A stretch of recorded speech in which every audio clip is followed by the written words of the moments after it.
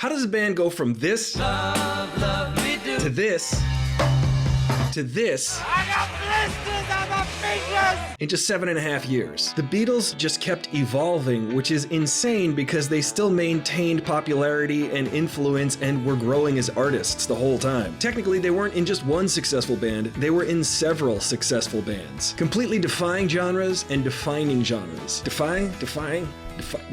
Delicately. I saw a comment the other day that said if I have to keep making videos about how the Beatles aren't overrated means that they're overrated, which is totally backwards because I can do this all day. This is called hoisting yourself on your own petard. Because I can keep listing more and more reasons the Beatles were supremely influential with no end in sight means that they're appropriately rated. What's going on? What happened where I have to explain that the Beatles are good? Hot take, the Beatles were awesome. There might be some snarky people out there that say, well, the last 60 years happened. Well, we're still talking about it. How soon people forget. Remember, they even had a significant impact on the civil rights movement. In the early to mid 60s, at the height of their popularity, they refused to play in segregated venues in the United States. So those venues were forced to integrate their audiences by the Beatles. Because they said, hey, you know what?